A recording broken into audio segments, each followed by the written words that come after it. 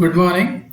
This is Mohammad Suleiman, Assistant Professor of Commerce, working at MVS Government Degree College Autonomous, Mahbub Nagar. Today, let us learn about patents. As all of us know, that every country in this world will have abundant natural resources, and these natural resources are used by the respective countries for the purpose of making inventions, research in various areas.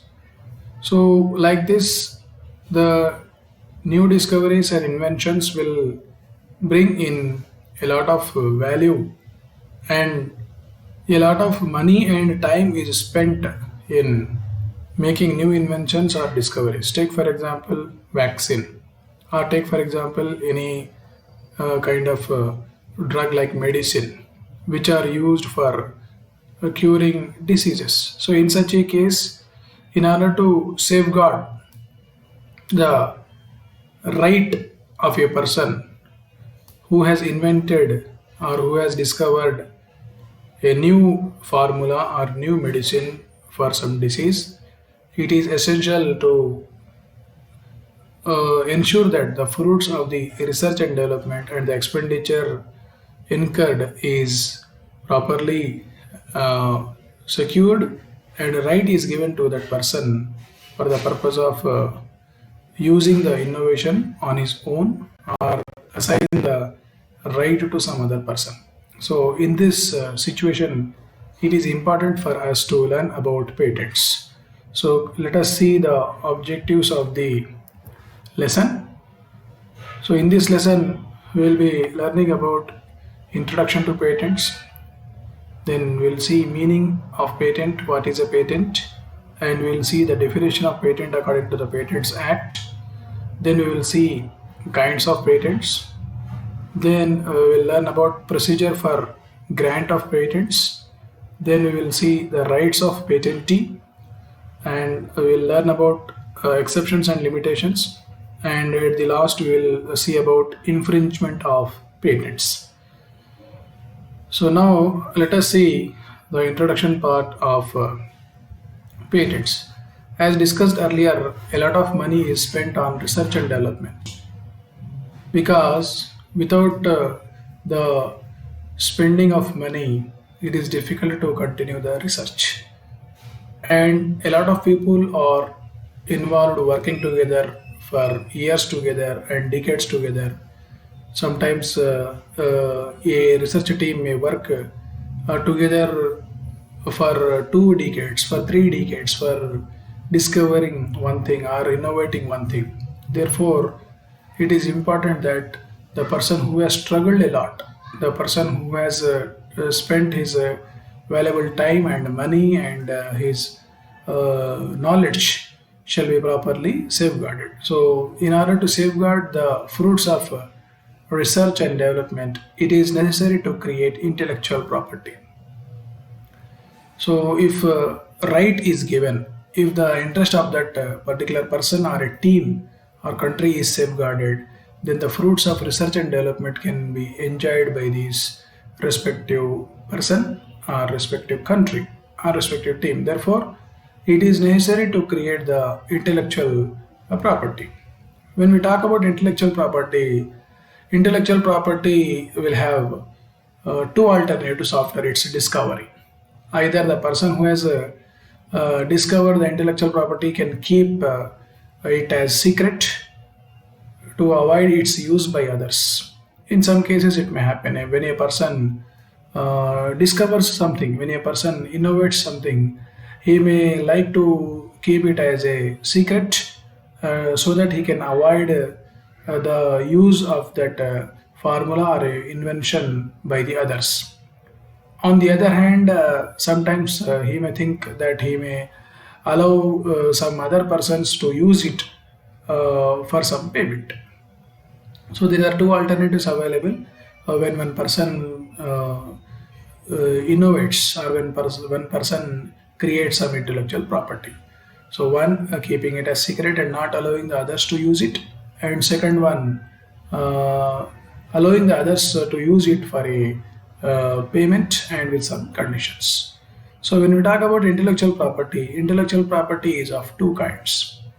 One is industrial property, that is the intellectual property developed in industries, that is patents, designs, trademarks, etc. And one other kind of intellectual property is the copyrights. Copyrights that are granted to authors, musicians, artists, or any other persons who has developed some literature, who has developed some writing, or who has developed some music, and so on. So, therefore, intellectual property is of two kinds, and one is industrial property, and the second one is copyrights.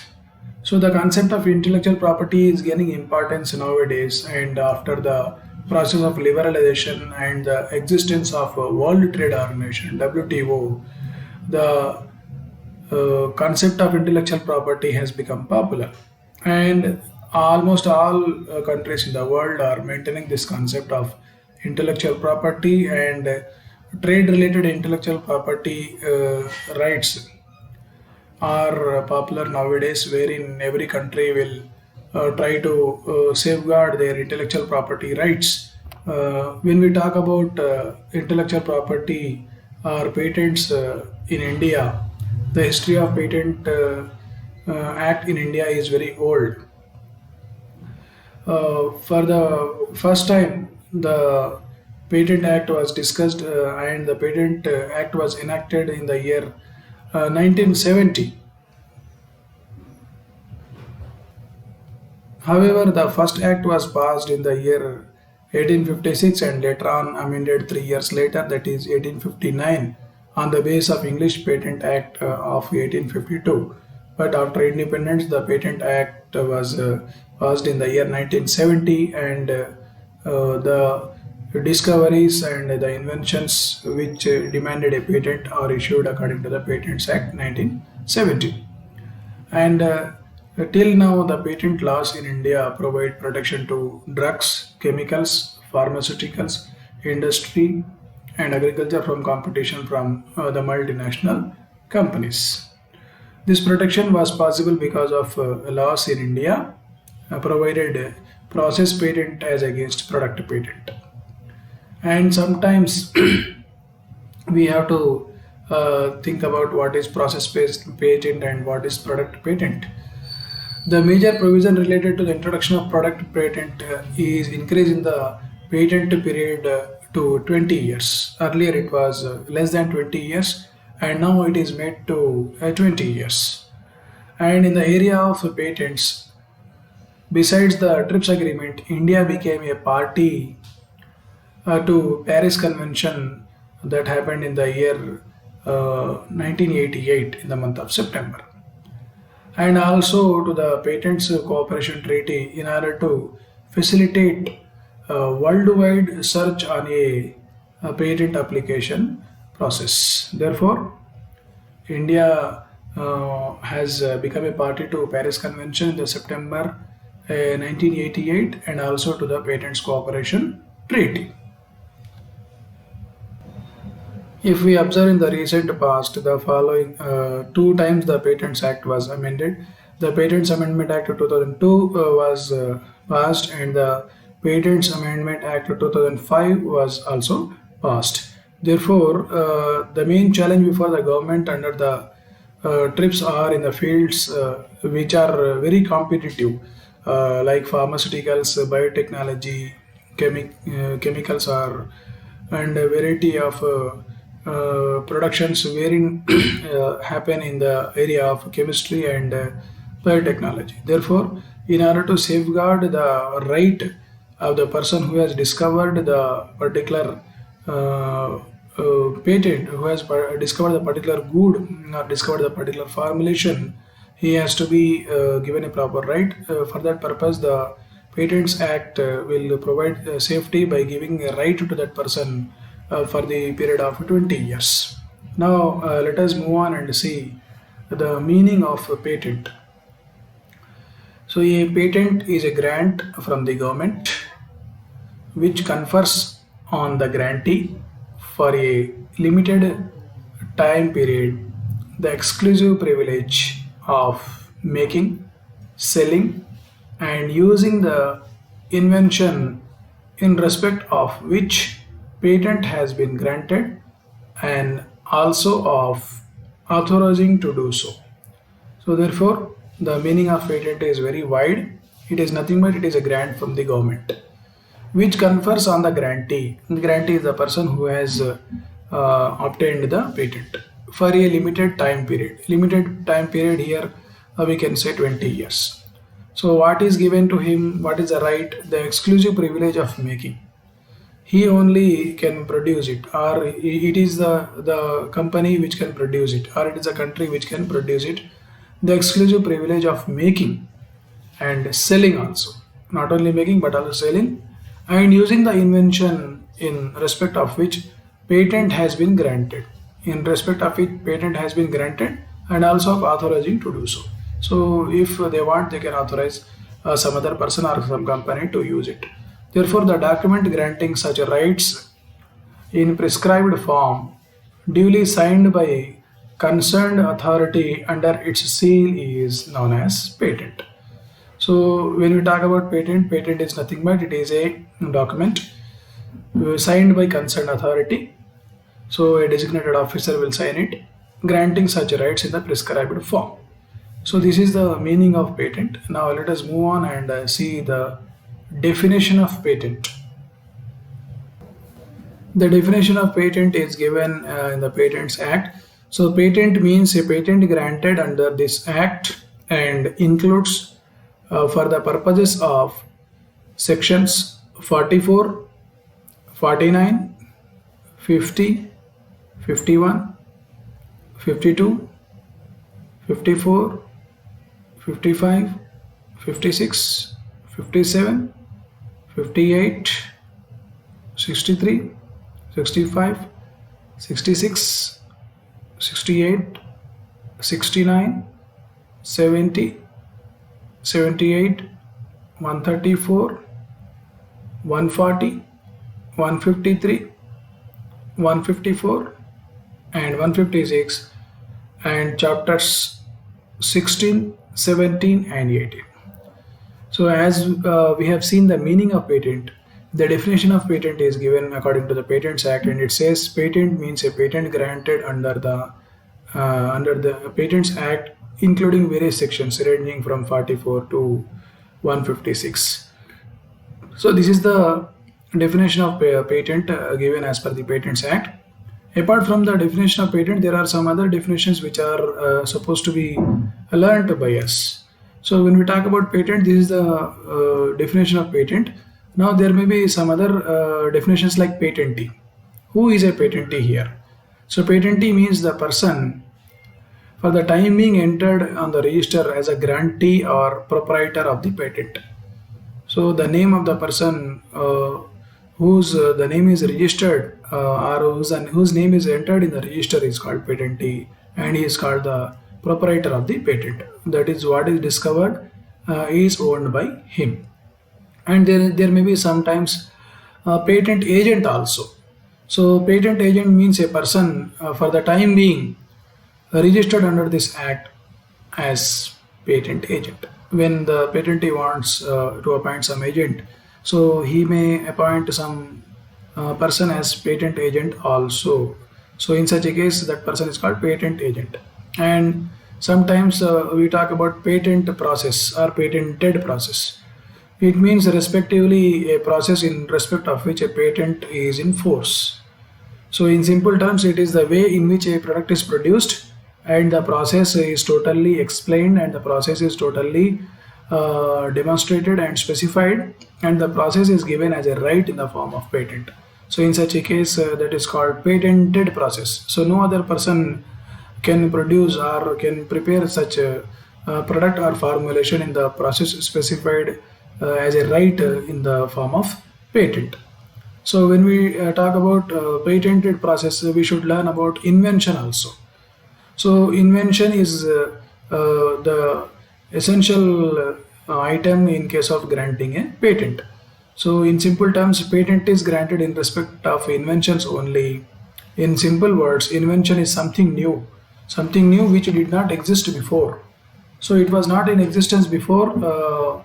It was called as an invention, but now it is existing, and it is a creative work of some person. It is a creative thinking of someone who got some idea out of his knowledge, and who got some idea spontaneously, and by physical operation or by process, they converted the idea into practice.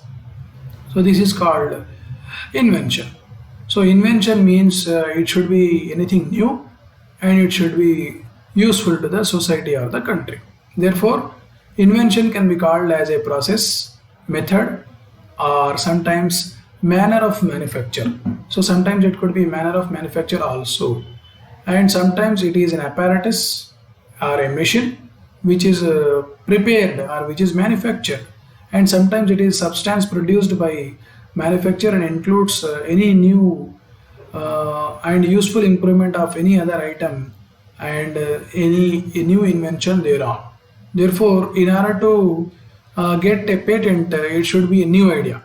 So new idea, and it should be a new discovery which did not exist before, and it should have a new idea which did not come to any other person, and is capable of some usefulness to the industry or the society at large. So this is regarding invention. And there may be sometimes we will discuss about a person called assignee. So who is a assignee here?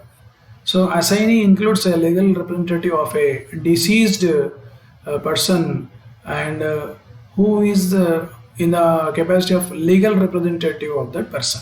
So in simple terms, it is a person who is representing the other person.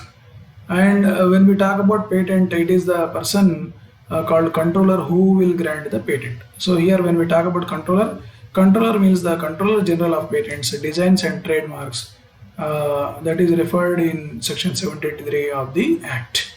Therefore, all these things are defined in the Patents Act 1970. There are many things, but I have covered a few of them in order to have some discussion on it.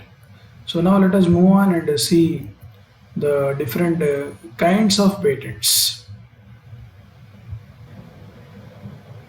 As discussed earlier, in order to say that something is patentable, it should have some qualities. As discussed earlier, I repeat, it should be a subject matter which is new, or in other terms, it should qualify the test of novelty.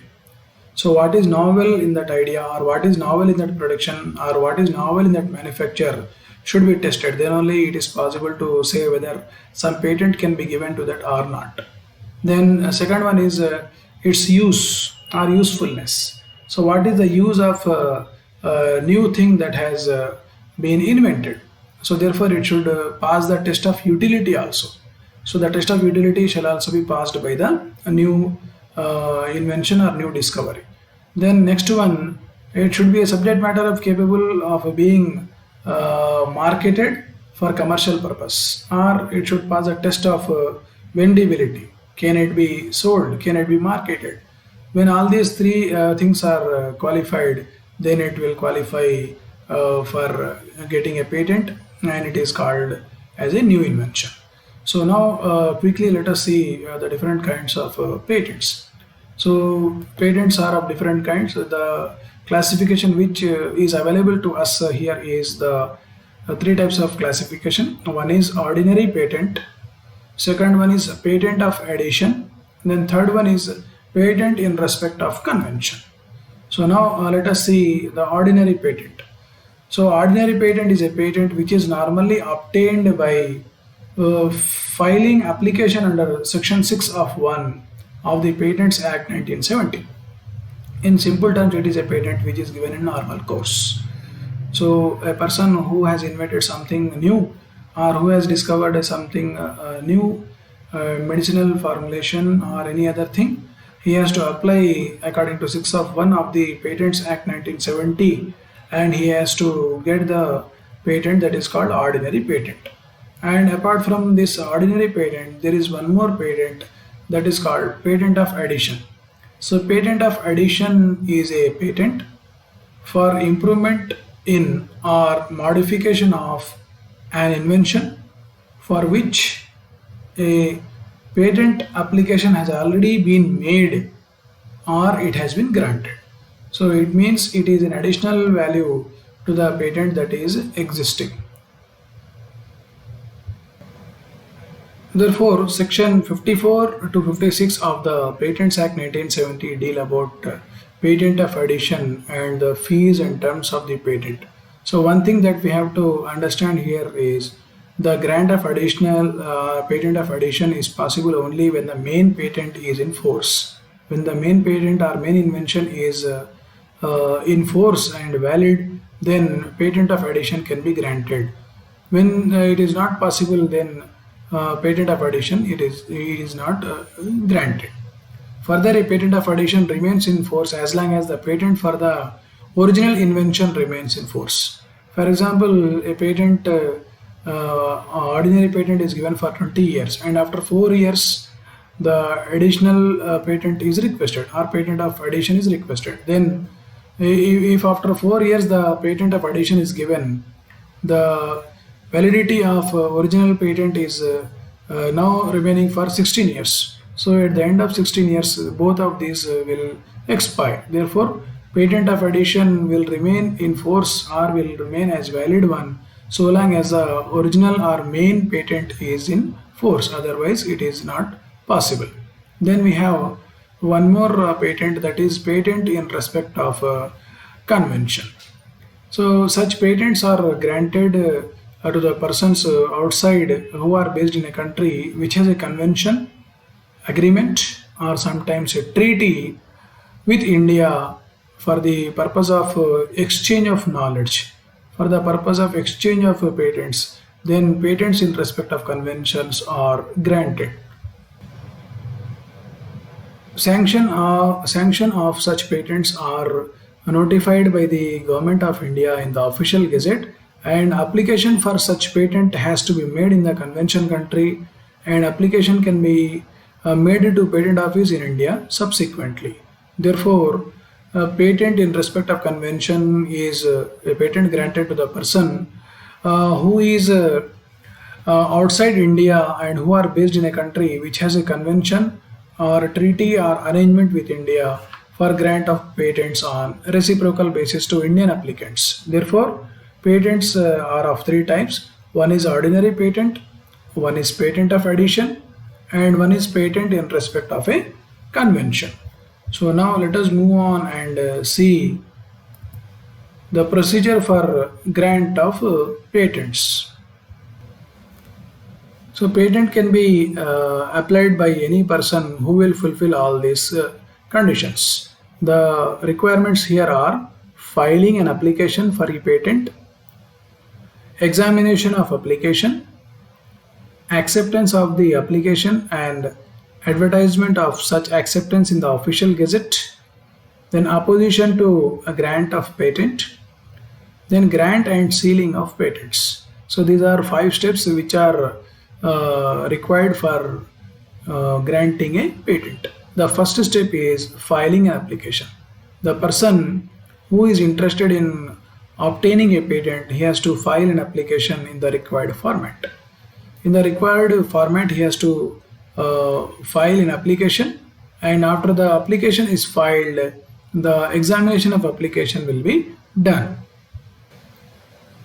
Section 7 deals with the filing of an application. So every application for a patent shall be for one invention only. That is, one application for one invention at a time. It shall be filed and shall be made in the prescribed form and filed in the patents office. So he has to fill the form in the prescribed mode and he has to submit the form in the patents office. And where the application is made by virtue of an assignment, there shall be that details shall be furnished with the application or with within such period as may be prescribed after the submission of the application form. Then next it shall state that application is in possession of the invention. So whenever there is a demand, he has to show that he is in the possession of the invention. Then every application is verified and scrutinized, and the documents that are filed with the application will be verified, and the examination of an application will happen. So examination of an application is the second step. So examination of application is dealt according with the section 12 of the Patents Act 1970. So when the complete specification has been filed in respect of the application for a patent, then the controller will examine whether the application form is complete in all respects or not. So he will see some important matters like whether the application and specifications relating to are in accordance with the requirement of the Patents Act or not,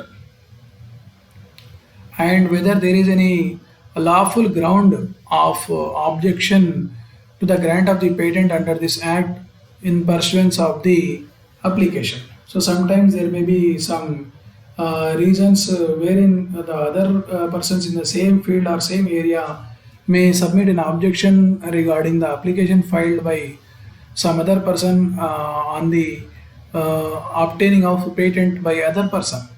So this angle will also be verified. Then the result of investigations that has been carried out for discovery or invention will also be observed. Then any other matter which is important to the grant of a patent will be observed. For example, the proof of right to make an application. So whether the person filing an application has got any right to claim that it is his invention or discovery only will be verified.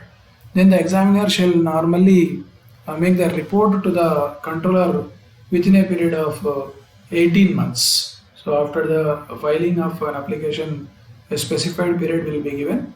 So within the specified period, an examiner will verify all these things, and a report will be made to the controller. Then third step is acceptance of the application and advertisements of such acceptance in the official gazette. So once the application is accepted, it will be specified and published in the official gazette. Once the application is accepted, it will be published in the official gazette, and opposition to grant of a patent will be verified. So at any time within 4 months from the date of advertisement of the acceptance of the complete specification that has been made by the applicant, the controller may receive any opposition to the grant of patent if there is any person who is interested and who writes and opposes for grant of patent to some other person. Then in such a case, the opposition to the grant of patent may be on many grounds. Many grounds like the applicant or the person under or through whom he claims wrongfully claims that it is his invention, or a simple part thereon is his invention. So sometimes it may happen that a person may copy some other's formula, or a person may copy some other's idea and file an application for grant of a patent. So in such a case, the applicant or the person under or through whom he claims wrongfully obtained the invention, and it may become a ground for opposition. Then sometimes the invention has been published before the priority date of claim. So there is one priority date of claim, that is in specification filed in pursuance of an application for a patent or on or after the first day of January 1912. Or sometimes the invention is already claimed in an application having earlier priority claim, or sometimes the invention is publicly known or publicly used in India. So in such a case also there may be some opposition. So whenever there is some opposition, the person who is opposing the grant of a patent will come forward and file an objection for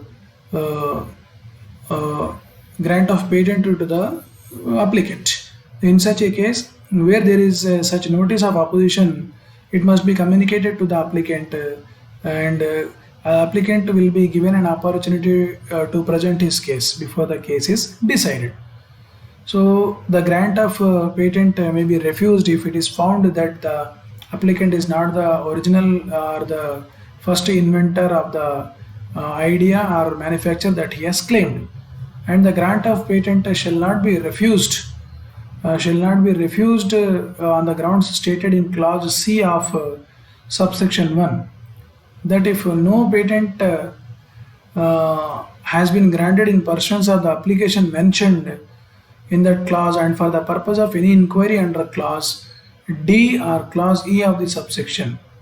So sometimes it may happen refusal of patent without opposition also. So sometimes it may happen. So it is at the discretion of the controller.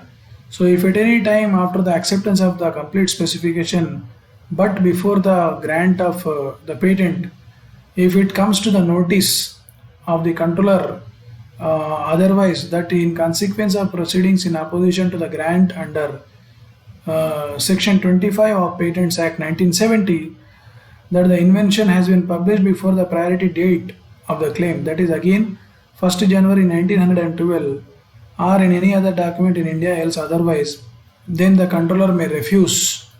Then the controller may refuse to grant the patent unless within such time as may be prescribed the complete specification is amended to his satisfaction.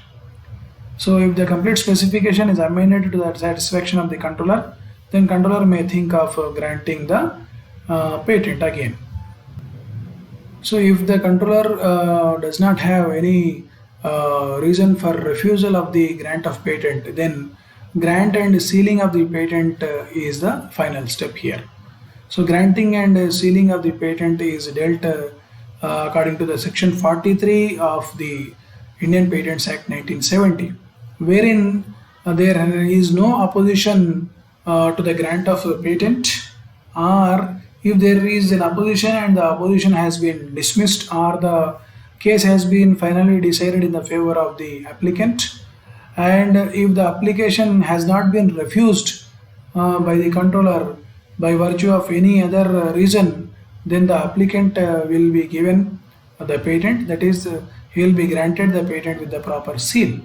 Then the patent shall on request made by the applicant in the prescribed form shall be given, and the patent to be sealed with the seal of the patent office, and the date that is effective for the grant of patent is also mentioned, and it will be mentioned in the register also. So therefore a request for sealing of a patent shall be made or not later than the expiration of a period of 6 months from the date of advertisement of the acceptance. So a period may be extended, the period may be extended by 3 months by the controller in the prescribed manner. Therefore, the patent will be granted and the sealing of the patent will be done with the official seal. So here we may have a doubt, what is the date of grant of patent? So the date of grant of patent is the date as of the date which is completely specification was filed. So when complete specifications were filed in the office of the controller of patents, then that is the date of acquiring the patent. So having learned about the procedure for grant of patents, then we will see who can apply for a patent. Who is entitled to apply for patents is also important here, because we shall know whether a person qualified or disqualified for applying for patents. So when we talk about the person who is eligible to apply for patents, number one, any person claiming to be true and first inventor of the invention is eligible to apply for patents. So this is the very first point in case of applying for patent. He shall be the first inventor and he shall be the true inventor. He shall be a true inventor but not a person who has copied idea from some other person. Then second one, any person being the assignee of the person claiming to be the true and first inventor in respect of the right to make such an application. So it is a second qualification for application of a patent, that is any person being the assignee of the person claiming to be the true and first owner. It is, put it in the simple way, it is a person who is authorized by the first inventor. If Mr. X is the first inventor and if he authorizes Mr. Y to apply for patent, then Mr. Y is the assignee here and Mr. X is the first inventor, and Mr. X is applying for a right to obtain patent with the through Mr. Y, who is acting as the assignee. And in third case, if the true or first inventor is a deceased person, that is he has expired, then the legal representative of any deceased person who immediately before his death was entitled to make such an application. So the person who has actually invented, who was a true and first inventor, was just preparing for application of the patent, but unfortunately has expired and could not file the application. Then in such a case, the legal representative of the deceased person can make an application for grant of patents. Now we have some doubts here. Can a company or a firm can file an application for patent? So a joint stock company or a firm or corporation can apply for a patent only as an assignee, in the capacity of assignee of the inventor, because such entities, being artificial persons in the eyes of law, cannot invent anything. Therefore, the companies, that is giant stock company, a firm or corporation, can act in the capacity of an assignee only. Then we have one more doubt: can government servants apply for patents? The answer is yes. Government servants are at liberty to apply for a grant of patents directly to patent office, subject to any special conditions of service applicable to employees of any particular department. If it is mentioned in the department that the employees working in the research wing are not eligible to apply for patents, then government servants cannot apply for patents. Take for example defense employees. Defense employees work together for developing new defense projects and new defense equipments. So in such a case, it will be a teamwork or an asset that has been developed by the government. So in such a case, defense employees are not eligible to apply for patents. So therefore, defense employees are not eligible to apply for patents except in the manner as laid down in special regulations applicable to them. We can take another example, that is railways. Railways and research establishment employees are not eligible to apply for a patent except with the permission of the government and in accordance with the regulations. Therefore, except a few exceptions and circumstances, government employees are also eligible for application of patents. And in normal course, government can also apply for a patent as an assignee, because government is included in the person under this act. So invention by an employee does not necessarily belong to employer unless there is a contract to the contrary. If a government employee is working especially only for the project of inventing something new or for a new discovery, then that patent cannot be owned by the government employee, because he is working for that project and taking salary for that purpose. Therefore, the patent here will be owned by the government. Therefore, government can also apply for patent. So these are different types of persons who can apply for patents here. Now let us move on and see the rights of patenting. What are the different rights that are available to the patentee after granting of the patent?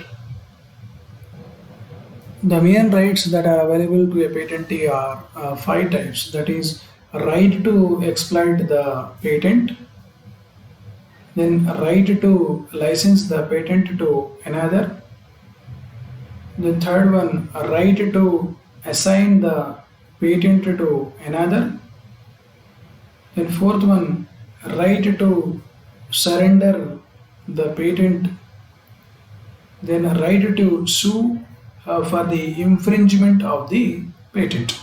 So first right we talk about is the important one, wherein the person who has invented or who has discovered for the first time a new concept, a new idea or manufacture is eligible to exploit the patent. He is the person who can own or who can use the patent in any form that he can wish, because it is his right.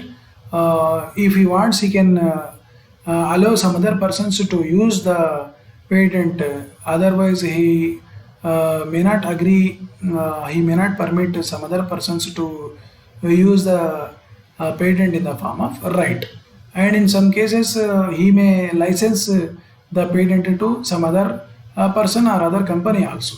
So section 70 of the act deals with this provision, and it confers a right on a grantee or proprietor of the patent to grant license or to one person or to many persons to grant licenses. For instance, a person who has invented a new system has a right to license his right to another party to make and sell the system at an agreed place or an aggregate territory or country. So in such a case, the patentee will give a right to some other person or some other company or a firm, permitting them to produce and sell the product that has been invented by him. And sometimes the patentee will have a right to assign the patent to another also. So such assignments and licensing should always be in writing, that is in express agreements, and should be registered, because it is an important assignment that has to be properly mentioned and registered in the office. And sometimes the patentee will think of surrendering the patent also. So he has the right to surrender the patent. Section 63 of the Indian Patents Act deals with the right to surrender of the patent, and it provides that a patentee may at any time, by giving notice to the controller, offer to surrender his patent. And in response to this, the controller, before accepting the offer of surrender, publishes the offer and gives an opportunity to the parties having interest for licenses or oppose the offer of the surrender. Sometimes a few parties may come forward for taking that license, and sometimes it is possible that few parties may oppose for surrender of the patent. Then fifth right that a patentee may have is a right to sue for the infringement of the patent. So if there is any infringement of a patent, then he has a right to sue the party who has actually violated the agreements. So the patentee or his assignee or his licensee or his agent who has been authorized by him has a right to file a civil suit in a court of law for in case of infringement by any other person. So these are the rights of the patentee. Now let us move on and see some exceptions and limitations to these rights that are given in the Patents Act 1970. So there are some exceptions. The Act confers on the patentee the above mentioned exclusive rights, the rights which were discussed earlier. They were given. The Act confers the rights to the patentee. However, the Act provides certain limitations. There are certain limitations which are listed here. That is use of patent by government. So the use of patent by the government will also come under this. Then compulsory licenses and licenses of the rights will also come under this. Then use of inventions for defense purposes. So if the inventions are used for defense purposes, then they are also covered under the exceptions and limitations. And sometimes it is possible that revocation for non-working patents, when there are non-working patents, there may be some revocation. And sometimes limitation on the restored patents. All these things are covered under the exceptions and limitations of the patents. Then we will have infringement of patents and the relief available to the person who is aggrieved here. So, in case of infringement, that is a violation of the patent's rules and regulations, the person who is at a loss or who is facing some loss may seek some relief measures. Then he may seek some relief measures like injunction. So, if the court feels that there shall be an injunction provided to the patentee, then injunction order is given, and sometimes it is possible that destruction of goods and implements used by infringing the Patents Act is also possible. Therefore, the person who is the person who is facing some infringement shall proceed according to the Patents Act 1970, and the Patents Act 1970 does not specify infringement but provides the rights exclusive to the patentees and licensees or any other persons, and he can claim some reliefs in the form of injunction and destruction of the goods and implements that are used by violating the rules and regulations of the Patents Act. Thank you.